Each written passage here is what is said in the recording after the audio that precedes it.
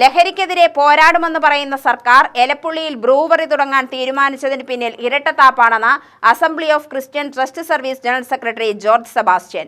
പുതിയ ഡിസ്റ്റിലറികൾ വേണ്ടെന്ന ഇ.കെ. നയനാർ, വി.എസ്. അച്യുതാനന്ദൻ എന്നിവരുടെ തീരുമാനത്തിന് വിരുദ്ധമായ തീരുമാനങ്ങൾക്ക് പിന്നിൽ നിഗൂഢതയുണ്ടെന്നും ജോർജ് സെബാസ്റ്റ്യൻ വാർത്താസമ്മേളനത്തിൽ പറഞ്ഞു.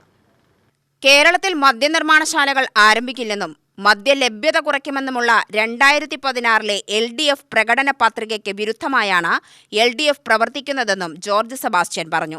കൃത്യമായ പാരിസ്ഥിതിക പഠനം ബ്രൂവറിക്കായി നടത്തിയിട്ടില്ല.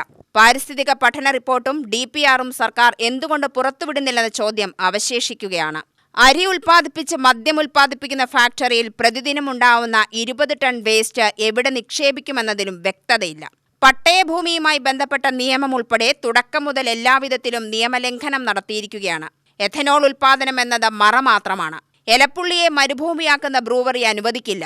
ബ്രൂവറിക്കെതിരായി നിൽക്കുന്ന മദ്യവർജന, മദ്യനിരോധന സാമൂഹിക സന്നദ്ധ സംഘടനകളെ അണിനിരത്തി സ്ഥാപനത്തിനെതിരെ മാർച്ച് 8 ബഹുജന സമരം സംഘടിപ്പിക്കുമെന്നും ജോർജ് സെബാസ്റ്റ്യൻ പറഞ്ഞു. ഇതുമായി യോജിക്കാവുന്ന എല്ലാ വിഭാഗം ആളുകളെയും ജാതിയുടെ മതത്തിൻ്റെയോ രാഷ്ട്രീയത്തിൻ്റെ ഒന്നും മേടിക്കുന്നില്ല. ഈ വിഷയത്തിൽ യോജിക്കാവുന്ന ആളുകളെല്ലാം ഒരുമിപ്പിക്കുക എന്നുള്ള ലക്ഷ്യത്തോടുകൂടിയാണ് ഈ ജനകീയ കൂട്ടായ്മ 8-ാം തീയതി ശനിയാഴ്ച ഉച്ചകഴിഞ്ഞ് എലപ്പുള്ളിയിൽ നടക്കുന്നത്. ഈ വിഷയത്തിൻ്റെ ഗൗരവം, ഇതിൻ്റെ എല്ലാ കണക്കുകളും ഭൂമിശാസ്ത്രവും സ്റ്റാറ്റിസ്റ്റിക്സൊക്കെ എന്നേക്കാൾ നന്നായി അറിയാവുന്ന ആളുകളുണ്ട്.